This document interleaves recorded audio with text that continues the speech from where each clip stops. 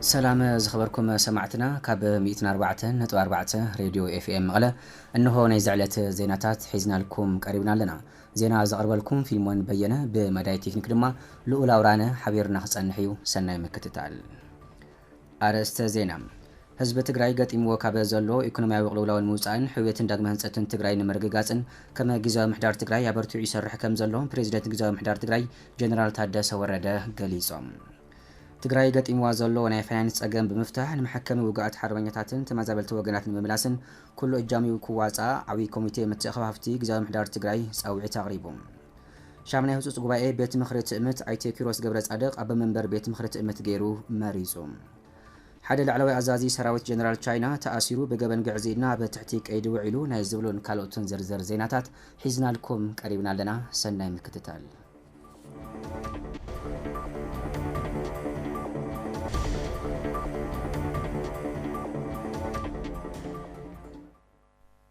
كورات سمعتنا فلما حصرتي زيناتات كنقدم حزب تግራይ ገጢምዎ ካብ ዘሎ ኢኮኖሚያዊ ቅልውላውን ምውፃእን ሕውየትን ዳግመ ህንፀትን ትግራይ ንምርግጋፅን ከመ ግዝያዊ ምሕዳር አበርቲዑ ይሰርሕ ከም ዘሎ ፕሬዚደንት ግዝያዊ ምሕዳር ትግራይ ጀነራል ታደሰ ወረደ ገሊጾም እቶም ፕሬዚደንት ነዚ ዝገለጹ ኣብ ከተማ እንትጮ ብዓይነቱ ዝተፈለየ ደረጃኡ ዝሓለወ ማእኸል መዘክር ሰማዕታት ትግራይ ንምህናፅ ሰረት እምነ ኩርናዕ ኣብ ዝተነበረሉ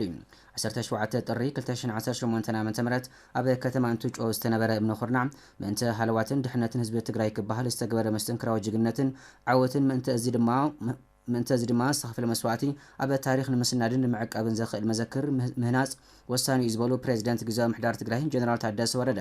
ህዝቢ ሕፍሮምን ከባቢኡን ታሪኽ ዝሰርሕን መስተንክራዊ ጅግነት ዝፈጸሙልን ይክብሉ ሓቢሮም ከንቲባ ከተማ እንትጮ ኣይተ ሃይለ ኣስፋ ብወገኖም ምእንተ ህላውን ድሕነት ዓድን ህዝብን ብብዋሉ ዝተፈጸመ ቅያን ጅግነትን ነዚ ክበሃል ዝተኸፈለ መስዋዕቲ ጀጋኑ ደቂ ህዝቢ ታሪኽ ንምስናድን ንምዕቃብን ዘኽእል ይክብሉ ሓቢሮም ከተማ እንትጮ ዘለዋ ተፈጥራዊ ጸጋ ብምጥቃም ንዕብየትን ምዕባልን ከተማና ዝኽእል ምንቅስቓስ ምግባርን ኩሉ መድያው ጸገመታ ከተማን መፍትሐን መንግስትን ዝምልከቶ አካልን አለይ ዘበለ ሓገዝ ክገበር አገንዚቦም ከም ከተማ እንትጮ ካብ መላእ ማሕበረሰብን ነጋዶን መንግስቲ ሰራሕተኛን ኣብዛ ዓመት ልዕሊ 25 ሚልዮን ብር ንምእካብ ትልሚተ ተሓይዙ ክሳብ ሕዚ ልዕሊ 11 ሚልዮን ብር ክእከብ ከም ዝተኻእለ ብምግላጽ ነዚ መዘክር ሰማዕታት ትግራይ ኣሕፈሮም ኣብ ውሽጢ 5 ዓመት ንኽዛዘም ምሕዳርታ ከተማ ዝለዓለ ተራ ይፃወት ከም ዘሎ ሓቢሮም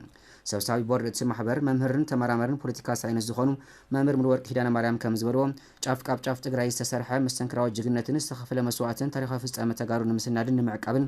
ዘኽእል ሙዚየም ምጥያሽ ኣላይ ስለ ዝኾነ ማእኸለ መዘክር ሰማዕታት ትግራይ ኣሕፈሮም ንምህናፅ ዝተቐመጠ እምኒ ኩርናዕ ብእዋን ምዝዛም ኩሉ ትግራዋይ እጃሙ ኮፊ ፀዊዖም ላዕለወ ተመራርሓ ግዝያዊ ምሕዳር ትግራይን ውድብን ዝተፈላለዩ ዕድማት ኣጋይሽን ብርክት ዝበለ ነባራይታ ከተማን ከባቢኣን ኣብ ዝተረኸበሉ ማእኸለ መዘክር ጀጋኑ ሰማዕታት ትግራይ ንምህናፅ ኣብ ከተማ እንትጮ እምነት ሰረት ተነቢሩ ክብል መሳርሕትና ተስፋይ ጽጋቡ ጸብጺቡ ኣሎ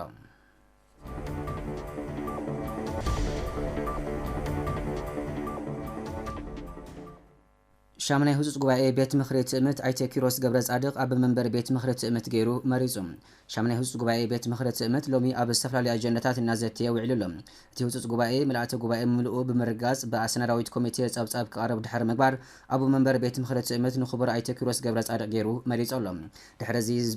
ድሕረዚ ብዝተመረጹ ኣቦ መንበር ትእምት እናተመርሐ ክልተ ሰነዳት ማለት እውን ባል ሓዳራ ቦርድ ትእምት ኣብ 2017 ዓ.ም ዝወገኖም ስራሕቲ ከምኡውን ኣብ መመስረቲ ጽሑፍን ሕገ ደንቢ ትእምትን መሰረት ዝገበረ ምምሓሽ ብዝምልከት ተሳትፎ ዝብል ንምርግጋጽ በዝሒ ኣባላት ቤት ምኽሪ ክብል ኣብ ዝኽእሉ አጀንዳታት ዘቲ እዩ ከምኡውን ትእምት ምስ ኮሚሽን ጆኖሳይድ ትግራይ ብምትሕባር ዝተሰርሐ ርክባት መጽናዕትን ዕንወት ትካላትን ቀሪቡ ዘቲሉ እዩ ሻምናይ ህጹጽ ጉባኤ ቤት ምኽሪ ትእምት ጽባሕ እውን ቀጺሉ እንትውዕል ዝተፈላለዩ አጀንዳታት ዘቲ ውሳነ ክሕልፍ ትጽቢት ይግበር ክብል እቲ ትካል ሓቢሩ ኣሎ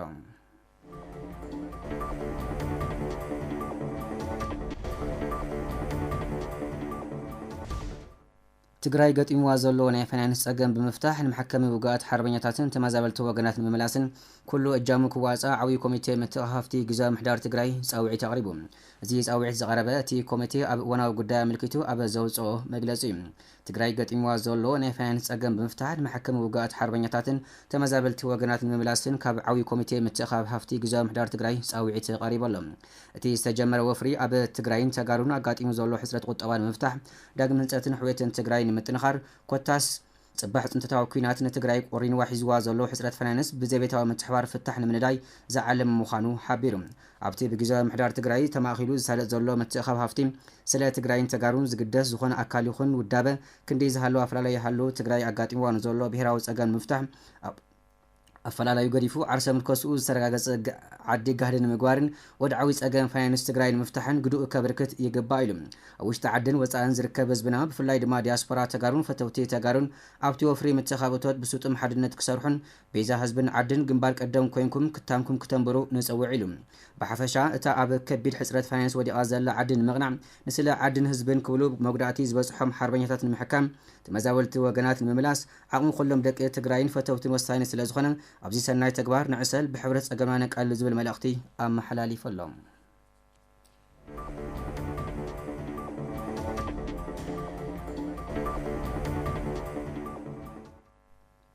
ሚኒስተር ከተማን መሰረተ ልምዓትን ኢትዮጵያ ካብ ባንኪ ዓለም ብዝረኸቦ ድጋፍ ንትግራይ ሓገዝ ተሽከርከርቲ ገይሩ። ሚኒስተር ከተማን መሰረተ ልምዓትን ኢትዮጵያ ካብ ባንኪ ዓለም ብዝረኸቦ ሓገዝ ንፕሮግራም ተበጻሕነትን ምትእሳርን ገጠር መንገዲ ዝውዕላ 2 መኻይንን 8 ሞተር ሳይክልን በዓል መንዝል መንገድታት ትግራይ ብሓገዝ ይቡ። እተን ተሽከርከርቲ ይሳለጡ ኣብ ዘለዉ ስራሕቲ መንገዲ ንምክትታል ሓገዝቲ ከም ዝኾና ተወከልቲ ሓገዝ ዝረኸባ ወረዳታት ገሊጾም። ካብተን ብሓገዝ ዝተዋሃባ ተሽከርከርቲ እተን 2 መኻይን ንስራሕቲ ፕሮግራም ተበጻሕነትን ምትእሳርን ገጠር በዓል መንዝል መንገድታት ትግራይ ዝተበርከታ ኮይነን እተን 8 ሞተር ሳይክላት ድማ ብ8 ወረዳታት ዝሳለጡ ዘለዉ ስራሕቲ ህንፀት መንገዲ ዘገልግላ ከም ዝኾና ኣካይዲ ስራሕ ፕሮግራም ተበጻሕነትን ምትእሳርን ገጠር በዓል መንዝል መንገድታት ትግራይ ኣይተ ሚካኤል ኣማረ ይገልጹ።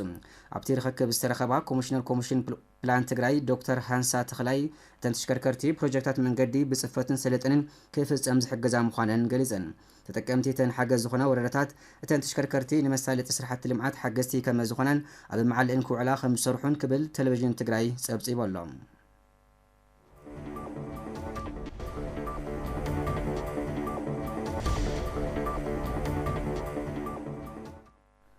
ሶማያ ሓፈሻ ሆስፒታል ዓድዋን ማሕበረሰብ ሞያ ጥዕና ትግራይ ጨንፈር ዓድዋን ኣብ ከተማ ዓድዋ ንዝርከቡ ተመዛበልቲ ዞባ ምዕራብ ትግራይ ወፍሪ ነጻ ሕክምናን ፍሉይ ጸገም ንዘለዎም ውስን ሓገዝ ገንዘብ ሂቦም። እቲ ደገፍ ኣብታ ከተማ ኣብ ካልኣይ ብርኪ ቤት ትምህርቲ ንግሰ ሰባ ቁጽሪ 1 ካብ መረበቶም ተፈናቂሎም ን5 ዓመት ኣብ ኬንዳ ንዝተዓቐቡ ኣብ ሕማምን ጥሜትን ንዝርከቡ ተመዛበልቲ ዞባ ምዕራብ ትግራይ ሕክምናን ዝተፈላለዩ ኣፋዊስ ከም ዝሃቡ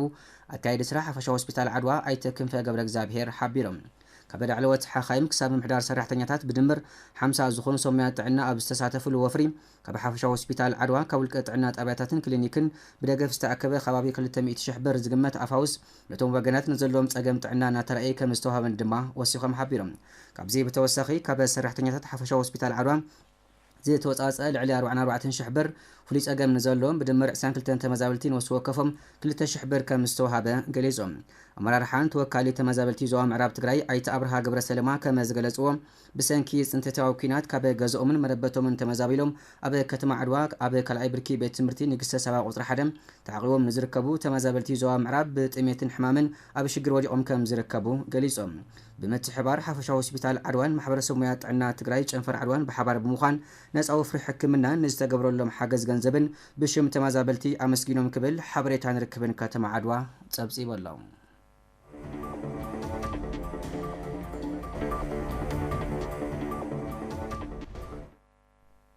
ዜና ወጻኢ ሓደ ላዕለዋይ ኣዛዚ ሰራዊት ጀነራል ቻይና ተኣሲሩ ብገበን ግዕዚና ኣብ ትሕቲ ቀይዲ ውዒሉ ኣሎ። ወዲ 75 ዓመት ጀነራል ጂንጎ ይክሲያ ሓደ ካብቶም ኣብ ሰራዊት ቻይና ዝለዓለ ስልጣን ዘለዎ ኣዘዝቲ ሰራዊት ሓደ እንትኸውን ብኸቢድ ጥሕሰት ስነ ምግባር ግዕዚና ኣብ ትሕቲ ቀይዲ ውዒሉ ምርመራ እናተኸይድሉ ይርከብ ኢሉ እቲ ጸብጻብ ጀነራል ይክሲያ ምክትል ኣቦ መንበር ማእኸላይ ወታደራዊ ኮሚሽንን ነባር ኣባል ኮሚኒስት ፓርቲ ቻይናን እንትኸውን ኣብ ቀረባ እዋን ኣብ ቻይና ኣብቲ ብፕሬዚደንት ጂንፒንግ ዝተጸውዐ ቁልፊ ኣኼባ ዘይምርካቡ ገለ ነገር ኣሎ ዝብል ጥርጣረታት ኣስዒቡ እዩ። እዚ ስጉምቲ ከም ኣካል ናይቲ ፕሬዚደንት ዘካይዶ ዘሎ ወፍሪ ጸረ ግዕዚና ከም ዝኾነ እውን ተገሊጹ። ቅድሚኡ ዝነበረ ጀነራል ጃንግ ጂሚን ኣብ ዝሓለፈ ወርሒ ጥቅምቲ ብተመሳሳሊ ገበን ተኣሲሩ ምንባሩ ዝሓበረ እቲ ጸብጻብ እዚ ፍጻመ ውሽጢ ወታደራዊ መሪሕነት ቻይና ዓብዪ ክትዕ ዝተፈጠረ ምዃኑ ተሓቢሩ ኣሎ። ኣብታ ሃገር ኣብ ልዕሊ ላዕለዎት ሰበ ስልጣን ቻይና ዝውሰድ ዘሎ ስጉምቲ ገና ይቕጽል ከም ዘሎ ዥንህዋ ጸብጺቡ ኣሎ።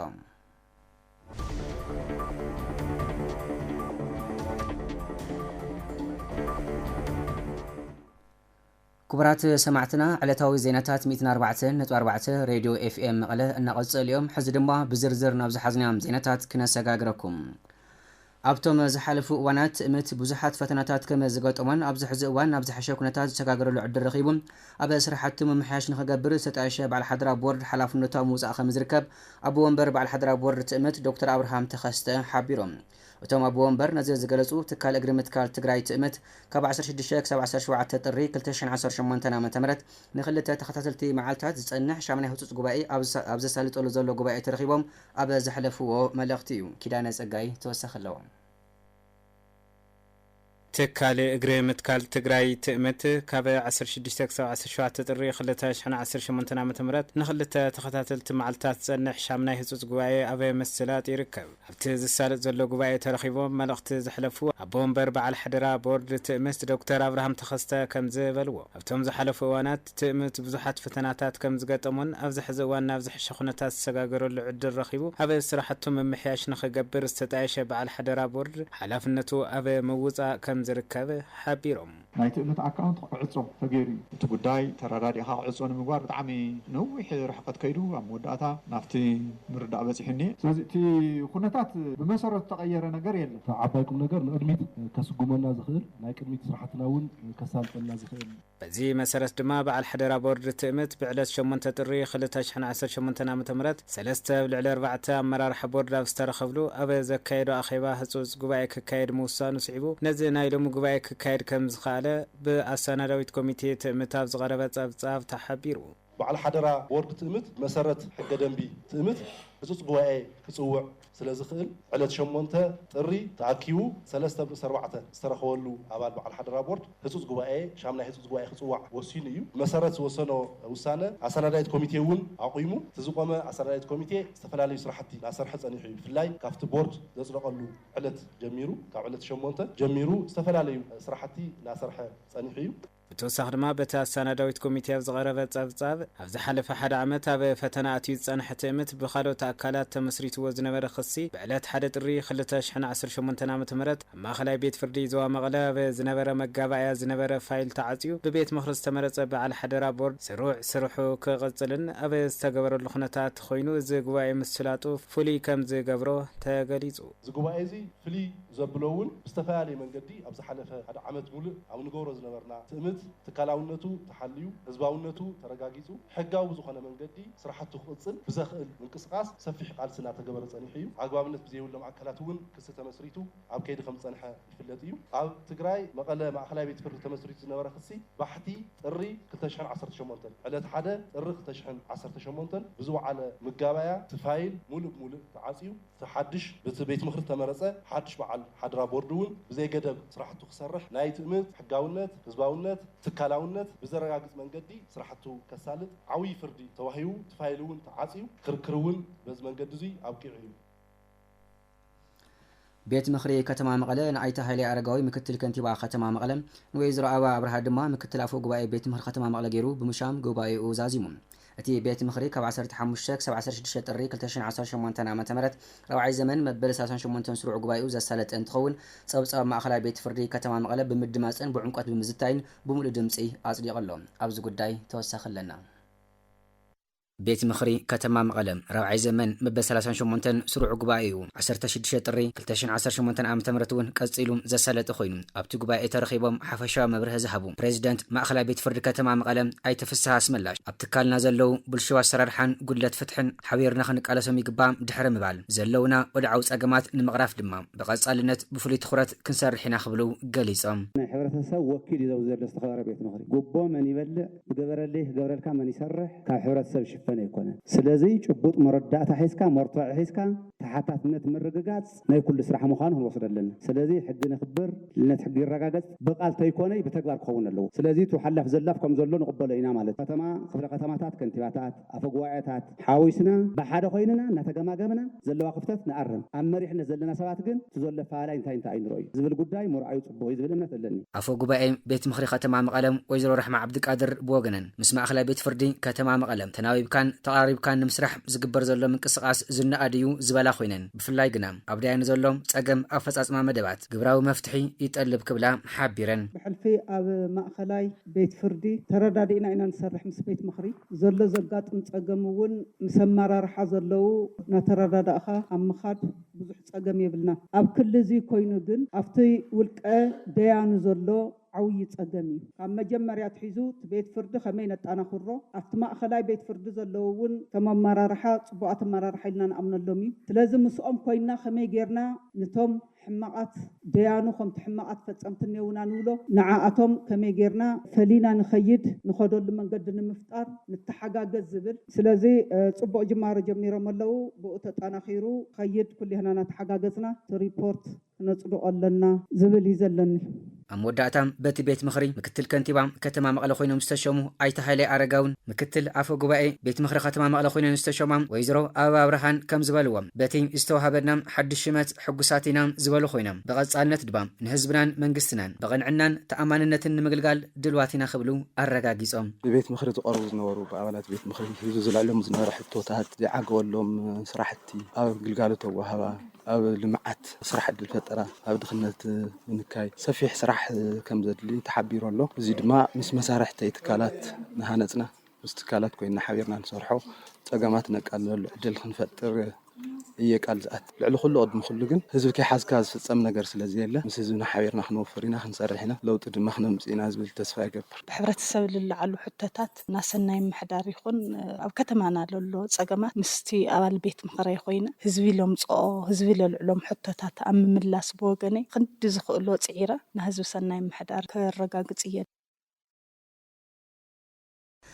ኣብ ከተማ መቐለ ክፍለ ከተማ ሰሜን ብ1.8 ሚልዮን ብር ወጻኢ ዝተገብረሉ ኳዕቲ ጽሩይ ዝተማይ ተሰሪሑ ንምረቓ መብቅዑ ተገሊጹ ሙሉእ ብሙሉእ ብኮረዋይ ማስተር ዲጅን ኪም ወጻኢ ዝተገብረሉ ኳዕቲ ጽሩይ ዝተማይ ንተምሃሮ ቤት ትምህርቲ ሓዳሪ ዓይነ ስውራን መቐለ ዝውዕል ምዃኑ ንምፍላጥ ተኻኢሉሎም ሜር ዶሞዝ ተወሳኺ ኣለዋ ሓዳሪ ቤት ትምህርቲ ዓይነ ስውራን መቐለ ቅድሚ 34 ዓመታት ዝተጣሸ እንትኸውን ብሕታዊ ቤት ትምህርቲ ዓይነ ስውራን ምዃኑን እዚ ኮይኑ እናሃለወ ግን ብዙሕ ክልወጥ ዘይከኣልን ግቡእ ትኹረት ዘይረኸበን ኣብ ተደራራቢ ጸገማት ኮይኑ ውሱናት ተምሃሮ እናምሃረ ዝርከብ ትካል እዩ ክብሉ ምክትል ሓላፊ ቢሮ ትምህርቲ ትግራይ ኣይተ ገብረሐንስ ፍሳሕ ሓቢሮም ሳን ግቡእ ቆላሕታን ሕፅረት በጀትን መሰረታዊ ዝበሃሉ ቀረባት መሰረተ ልምዓት ማይ መብራህቲ መደቀሲ ተምሃሮ ወዘተ ጸገማት ዘለዎ እዩ እቶም ዘለው ጸገማት ንምቅላል ምስ ዝተፈላለዩ ገበርቲ ሰናይ ትካላትን ቅዱሳት ወገናትን ብምትሕብባር ክቃለሉ ጻዕሪ እናተገበረ ይርከብ ሓደ ካብቶም ዝስርሑ ዘለው ስራሕቲ እዚ ሎሚ ንምረቓ ዝበቕዐ ብግራንድ ማስተር ኪም ኣብ ኢትዮጵያ ናይ ማእኸል ስልጠና ቴኳንዶ ስፖርት ስራሕ መካየዲ ዝኾነ ምስ ቤተሰቡ ብምትሕብባር ዝሰርሖ ኳዕቲ ጽሩይ ዝተማይ እዩ ሚስተር ኪም ዘይግነቱ ኮርያዊ እዩ ሰናይ ምግባር ብፍላይ ከዓ ንከምዚ ዓይነት ትካል ምሕጋዝ ግና ድንበር ዘይዓግቶ ዘይግነት ዘይግድቦ ሃይማኖት ይኹን ዘርኢ ወይ ሕብሪ ቆርበት ዘይፈሊ ሰብኣውነት ጥራሕ መርኣዩ ቅዱስ ስራሕ እዩ ርእሰ መምህር እቲ ቤት ትምህርቲ ዝኾኑ መምህር ሉላዩ ተካብ ወገኖም እቲ ኳዕቲ ማይ ቅድሚ ሓደ ወርሒ ዝተኻየደ ምዃኑን ብዋናነት ብግራንድ ዲጅን ማስተር ኪምን ስድራ ቤቱን ዝተሰርሐ ምዃኑ ብምግላጽ ኣስታት 80 ሜትሮ ዕምቆት ዘለዎን 30,000 ሊትሮ ብሓደ ግዜ ከምንጩ ዝኽእል እንትኸውን 1.8 ሚልዮን ብር ወጻኢ ዝተገብረሉ ምዃኑ ኣረዲኦም እዚ ማይ ብምውፅኡ ብቐንዱን ተምሃሮ ንዝተፈላለየ ግልጋሎት ሙሉእ ብሙሉእ ዝሸፈነን ካብ ዓብዪ ጸገም ዘውፅአን መሰረታዊ ናይ ማይ ጸገም ዝፈትሐ ሓደ ገዚፍ ጸወር ሸኽሚ ቤት ትምህርትና ዘናግፈ ታሪካዊ ፍጻመ ብምዃኑ ዓብዪ ተሓጓስ ይስምዐና ካብዚ ሓሊፉ ንከባቢና ማሕበረሰብ ፍታሕ ጸገም ማይ ዓብዪ እጃም ዝፃወት እዩ ብምዃኑ ደጊመ ንግራንድ ማስተር ኪም እናመሰግንኩ ንቐጻላይ ብዝበለፀ ርክባትና ብምስፋሕ ካብ ማይ ጸገም ወፃእ ብዙሓት ዓበይቲ መሰረታዊ ዝኾኑ ጸገማት ዘለዎ ኣብ ቤት ትምህርቲ ብምዃኑ ብፍላይ ኣብ ሕፅረት ናይ ተምሃሮ መምህር ክፍሊ ናውቲ ትምህርቲ ኣብ ናይ ተምሃሮ መደቀሲ ዓራትን ህንፀታትን ሕክምና መጓዓዝያ ውሽጣዊ ትሕቲ ቅርፂ ቤት ትምህርትና ምቹውነት ዘይምህላውን ምግብን ናውቲ ምግብን ወዘተ ዘሎ ኩነታት ብጣዕሚ ትሑትን ድሑርን ብምዃኑ ብምግንዛብ ኣብ ምቅላጥ ጸገም ናይ ባዕሉ እጃም ከም ዝዋጡ ዝለዓለ ተስፋ ኣለና ነቲ ኳዕቲ ማይ ዘስርሑ ኮርያዊ ማስተር ዲጅን ኪም ብወገኖም እቲ ብልበይ ዝሓስቦን ዝሓልሞን ዝነበርኩ ስራሕ ዕላዊ ኮይኑ ምርኣየይ ዝተሰምዐኒ ሓጎስ ዝለዓለ እዩ ክብሉ ገሊጾም ንፈለማ እዋን ናብ ትግራይ ዝመጽእ ኩሉ ዕላማ ቴኳንዶ ንምስፍፋሕ እንትኸውን ኣብቲ እዋን ዝረኣኽዎም ደስ ዝብሉ ህፃናት ምስ ዝተዋዓልኩ ሓሳበይ ካብኣቶም ክርሕቕ ኣይከኣለ በዚ መሰረት ብዙሕ ነገር ክሰርሕ ከም ዘለኒ ክሓስብ ገይሩኒ ተምሃሮ ቤት ትምህርቲ ሓዳሪ ዓይነ ስውራን መቐለ ብወገኖም እቲ ንብርክት ዝበሉ ዓመታት ዓብይ ጸገም ኮይኑ ዝጸንሐ ሕጽረት ማይ ንክፍታሕ ንዝገበሩ ኣካላት ዝለዓለ ክብርን ምስጋናን ኣለና ኢሎም እንደሽ ግረጋጠመ ነይሩ خذ زماي ذاك بتبحرت جناي صبوق تصفى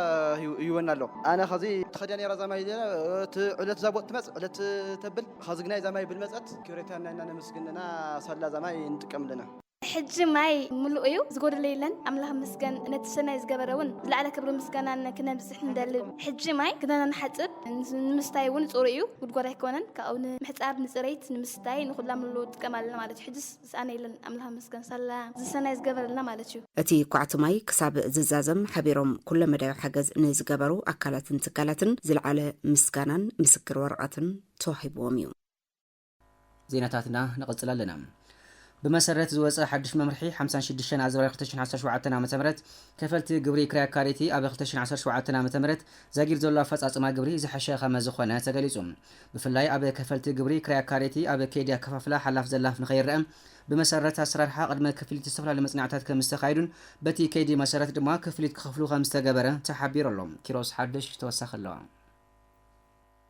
بمسارة ممرحي 56 إزبار 2017 زوص حدش ممرحي كاب كراي كاريتي كبستحسب اتوت بزحش منقدين كفتم استفلاليو من لعالاتن قدم مدلاواتن كم استجبروا زقلص حلفيت بيت صحفه لمعاتوت كفله كتم قدماي ويانه ويزرو معرف اباي اب 2017 عام تمرد دما كاب كراي كاريتي زحش اتوت كم استاكبه قليصن ناي كراي كراي ناي قدم هزي فلاتي بتبعلو زقروا وبعلو بزولو ايزبل نيرتوي ناي قدم هزي نورف حصاصبانا كاب 2017 كن يا منغست حدش ممرح وصي ممرح 56 زبل نت ختما زمطن نتي بب ختمو على تግራይ ملو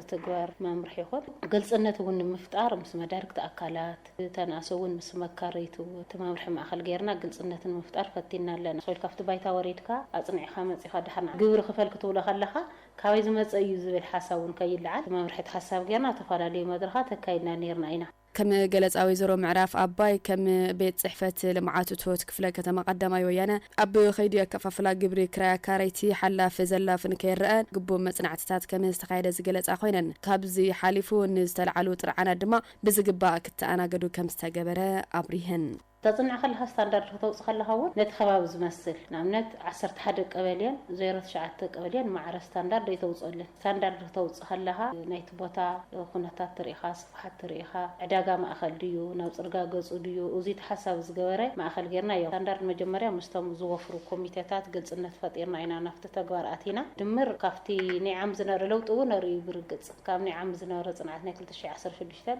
هاي 2017 صنعتن رخلنا ندمر صفيح خلال كاب خفلت جبري كرا كاريتي زئكب جنزب حد جزي تتصنعو نلعي 3 عامات صنح بمخانو ان خفلت جبرون اونتا زلون افويتا زبن كم زخون دما ويزرو معراف اباي ابريهن حزلن زبن بانصار اتاو كتري خلهاون كاب غزا خراي صحيح اتاو رخينا اينا لنا نوصل اوزي زلو على صقمات كن حزو نفتوي مكاري ساعه هذه تي حزوص اذن هي ممرحي تناسه نت مكاريو انت خم انفتا يزولو خم تممرح بعلو لنزون تصنع زلو غزال 3 عامتون بونات خفل يزخيت أكل تشحن 10 شوعتن كوين كذا صنع خايس نقص على تخاتل 3 عامات أنا أسب بونا خفلي زخيد لازم بحد وقول إن تمكاريون ويشتنوا فيتاي فترة لي بتمسسالي خيدة فتاة مسرح بيت صحفة لمعاتو توت كفلا كتم حدنت زاقد دمال على 20 مليون بر كمست أكبز جلسو حلفي بيت صحفة لمعاتو توت أيتهافتهم قبل مسكال لأبتا كفلا كتماون بأنت أرى فتاة مسرح زحشة كم زنبرة جليسهم هنا بتسعة عن 1% كسر مليون دولار تيجي كل بجهزون كاري 20 مليون حزنا هنا كل حسنا لنا 20 مليون زاكل أكينا لنا خد مكاريتي مالتي الذي أفضل موجود حاشية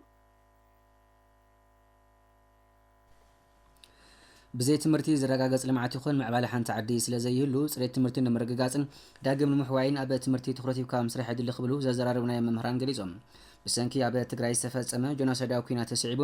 ኣብያተ ትምህርቲ እቲ ዝበፅሐን ዕንወት ተፃዊረን ፅሬት ትምህርቲ ንምርግጋፅ ይሰርሓ ኣለዋ ክብሉ ድማ ኣብ ቢሮ ትምህርቲ ትግራይ ዳይሬክቶሬት ርክባት ህዝቢ ኣይተ ስዩም ሓጎስ ገሊፆም ኣለዉ። ጎረዋህ ዳንኤል ተወሳኺ ኣለዎ።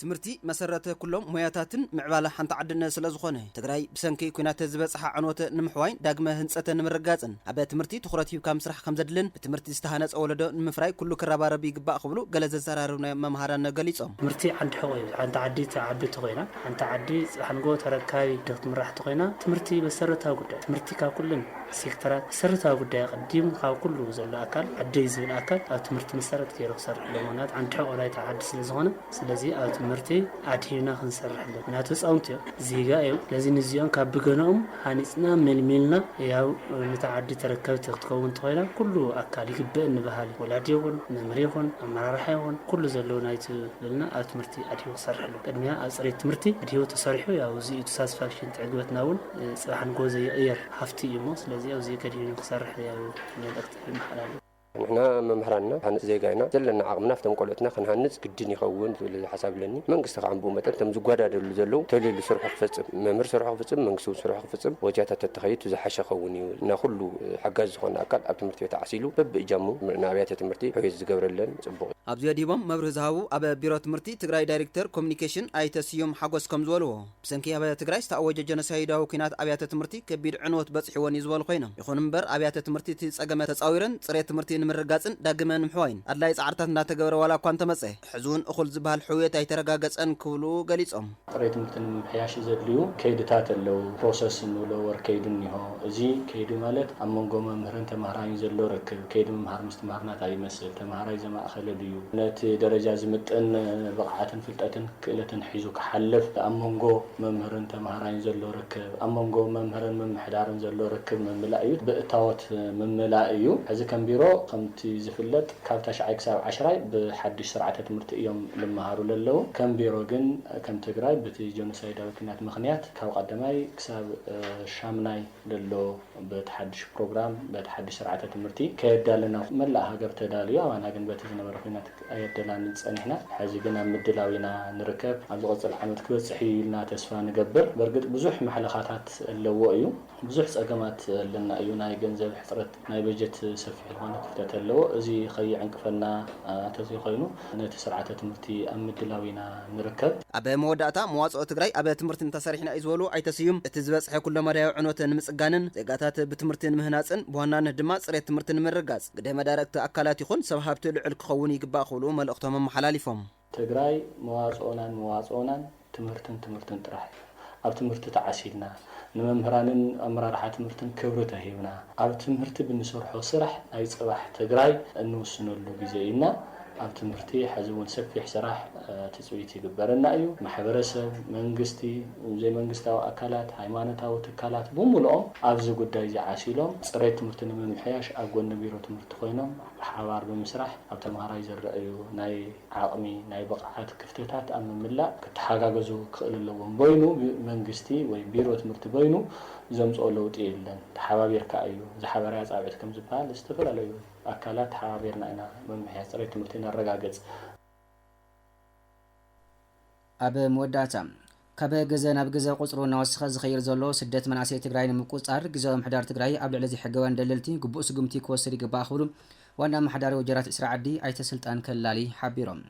ስደት መናእሰይ ኣብ ወረዳ ወጀራት እስራ ዓዲ ልዕሊ ዓቕምታ ምሕዳር ኮይኑ ኣብ ልዕሊ ማሕበረሰብ እታ ወረዳ ከቢድ ማስየት የብፅሕ ከም ዘሎ ዝሓበሩ ኣይተስልጣን ነዚ ብኣግኡን ምግታእ ድማ ዝምልከቶ መዳርግቲ ኣካላት ኩሉ መድያዊ ሓገዝ ንክገብሩ ፀዊዖም ኣሎም ብርሃነ ወዳይ ተወሳኺ ኣለዎም مناسي تግራይ ብሰንኪ ስእነት ስራሕ ናብ ስደት ነዋሓዘ ኣብ ዘለሉ እዋን ነዚ ተግባር ተጠናኺሩ ንኽኸይድ ለይትን ቀትርን ዝሰርሑ ዘለዉ ዘይሕጋውያን ደለልቲ ኣብ ቁፅፅር ንምውዓል ዝተጀመረ ስራሕ ከም ዘለን ነገር ግን ኩለ መዳይ ምንቅስቓስ ብምግባር ህይወት መናእሰይ ንምድሓን ከም ትግራይ ንፅባሕ ዘይበሃል ዕዮ ገዛ ተጋሩ ከም ዝኾነ ዋና ኣመሓዳሪ ወጀራት እስራ ዓዲ ኣይተ ሱልጣን ከላሊ ሓቢሮም ንሕና ዝገበርናዮም ብዙሓት ክያዶታት ኣለዉ መሳርሕትና ናፀጥታ መሓውር እዮም ሕብረተሰብ ብጣብያ ዘሎ ምምሕዳር እዩ ኣብዚ መጀመርያቶም ደልዳሎ ፅንዓት ምክያድ በብጣዊ አጀንዳ ገርና ምን ሰይጠጠው ዝሎ መንገድታት ክንፈጥሪና ሓደ ግንዛብ ምፍጣር خلاي እዙን እንድፈጽሙስ ሕጊ ወአረዲና ነት ማህበረሰብ ጠጠው ዝሎ ለቁነታትና ክንገብር ሃም ምሕዳር ወረድ ተዋረድ ትጸጥታሎ ጥምር ኮሚቴ ዝባሃላሎ በዋናነት ዝላገምገመ ይስኸዘሎ ውጽኢት አምጽሪ ያምጽ ሓደ ጉዳይ ኮይኑ ብትኹረት ግን ጋብ ዝላ ሰርሐልት መጽይ ሕዝቡን ውጽኢት ከምጽል ብልታ ይስሙን يعني ጥርጥራቱን ልዕሊ 7-8 ኣብ ትሕቲ ሕጊ ዝኣተውን ኩነታት ኣሎ ኣብ ዝሕ ሰዓት ማለት እዩ ኣብ ወረዳ ወጀራት 20 ዓዲ ስደት መናእሰይ ልዕሊ ዓቕምቶም ምሕዳር ኮይኑ ከም ዘሎ ዝሓበሩ ኣይተ ሱልጣን መናእሰይ ትግራይ ኣብ ዓዶም ሰሪሖም ንኽልወጡ ዝሕግዙ ስራሕቲ ብወገን መሪሕነት ትግራይ ክንዲ ትዝድለ ከም ዘይኾነ ድማ ገሊፆም ስደት መናእሰይ ዝምልከት ኩለን ዘን 8 ወረዳታት ዘይኸድ የለ ሓንቲ ጣብያስ ልዕሊ 65 ዝኣክል ኣብ ስዑድ ዓረብ ዝሞት ነው ሕዚ ናይዚ ቀንዲ ምክንያት ስራሕ ስነት እዩ ንመናእሰይ ብናይ መስኖ ክኾን ክሊ ብጣለ ወግዕ ክኾን ክሊ ናይዚ ከባብና ፖቴንሻል መሰረት ዝገበረ ስልጠና ዝህቡ ማእኸላት የለ ካብ ክልል ቢሮ ጉዳይ መናእሰይ የለ ናይ ምልዓል ስራሕቲ ደርጋ የለ ብዚ መሰረት እውን ትመንእሰይ ተስፋ ቆሪጹ ዝኸደሉ መንገድታት እዩ ብርክዝ ዝበለ መንእሰይ ኣደዳ ሞትን ዓሳን ዝኾነሉ ዘሎ መንገዲ እዩ ወረዳና እውን ብጣዕሚ ኣብ ሓደጋ ዘላ ኮንትሮል ዝኽእለሉ መንገዲ መንግስቱ ካብ ላዕሊ እስካዕ ታሕቲ ናብ ውጽኢት ዝተሰጋገረ ነገራት የለኝ ኣብ ትግራይ ስደት መናእሰይ ንምግታእ ኣብ ዝግበር ቃልሲ ውጽኢት ንኸየምጽእ ዝገብር ዘሎ ሓደ ዓብዪ ምክንያት ኣብ መንጎ ኣካላት ፍትሒ ምንባብ ብዘይምህላው ከም ዝኾነ ዝሓበሩ እቶም ዋና ማሕዳሪ ካብ ዕለት ናብ ዕለት ቁጥሪ እናወሰኸ ዝኸይ ዘሎ ስደት መናእሰይ ንምቆጣጠር መንግስቲ ብትኹረት ንኽሪኦ ድማ ጸዊዖም ናይ ፍትሕ ሎ ኣካል ዋላት ናይ ፖሊስ ዘሎ ኣካል ዋላት ናይ ዋዕልና ዘሎ ዓቕም ናይ ምልሻና ዝበሃል ኣካል ሒዙቶም ጽልኻ ለለይዶ ሰድዎ ይብለካ ቦሕሲ ይስደድ ስለዚ ኣነ ሲስተም ኢና ክንስተኻኽል ዝግበአና ዝብል ታይስሙን የኒ ናይ መንግስቲ ስራሕ ኮይኑስ ብፍላይ ምስ ናይ ጸጥታ ኣካላት ፍትሒ ቤት ፍርዲ ዘሎ ፖሊስ ተኣሳሲርካ ዝስራሕ ስራሕ ሃም ስርዓት እዩ ክመጽእ ዝግባእ እምበ እስካዕ ዝኽትስ ንዕኡ ክቅይር ዝኽእል ሕጊ እንድሕሊ ወፀ ኮይኑ ከብድ እዩ መንእሰይ ዓድሉ ውዕለሉ መንገድታት የለ ትፍልፉል ካበ እዩ ኢልካ መገስዩ ኣልሽኻ ኣብ ክንድም ካድ ግን ድሕዛ ቢልካ ብኡ ሳቲስፋይድ ላይ ምዃን ኩነታት ኣሎ ትምንጭ እዩ ክደርቕ ለለዎ ብዙዙንዮ ዝምልኮት ኣካል እውን ብዚ ስሬስ ርእዩ ካብ ላዕሊ እስካዕ ታሕቲ ተዋረድ ስራሕ ንናይ ዋዕና ገዛዕዮ ተዋሂብናስ ዞም መናእሰይ እዚኦም ዓዶም ሰሪሖም ዝውልዑሉ መንገድታት ተስፋ ወለዶም ዝኾኑ መንገድታት ንፈጥር ኣብ መወዳእታ መንእሰይ ናብ ስደት ኣምሪሑ ብዝገጥሞ ዕንቅፋታት ተመሊሱ ሸኽሚ ቤተሰብን ዓደን ቅድሚ ምዃኑ ወለዲ ብዝኽኣልዎ ደቆም ኣብ ዓዶም ኮይኖም ስራሕ ንኽፈጥሩ ኩለ መዳይ ሓገዝ ንኽገብሩ ድማ ጸዊዖም ናይ ወላዲ ጸገም እውን ኣሎ ትዕዝብትና እውን ጽንዓትና እውን ሃሙ እዩ ምክንያቱ ካብ የመን ተታሒዙ 50,000 100,000 200,000 እናሰደደክ ኣብ ዓድና ሃለ ዘን ቅርሺ እዚአን ህይወት ተትየለ ነይሩ ኣብ ዓዲ ኮይኑ ዝሰርሐሉ ብዙሓት ዕድላት እኒአው እዮም ኣብዚ ሕዚ ሰዓት በተለይ ወላዲ እዚ ርድኢት ገይሩ ውላዱ ኣብ ውሽጢ ገዛ እናሃለተን ክኽፈላ ዝግበአን ዝተፈላለዩ ኣካላት ተኣሳሲሩ ዝሰርሑ ስራሕ ትክክለ ይኾነ ንወላዲ ይወቅስ ብተመሳሳሊ እውን ከምዚኦም ዝገበሩ ለለዉ ኣካላት እውን ካብ መጀመርያ እስካዕ መወዳእታ ብሕጊ ክፋረዶም ዝኽእሉ መንገድታት እዩ ጥበቃ ክኾን ዝግባእ ወላዲ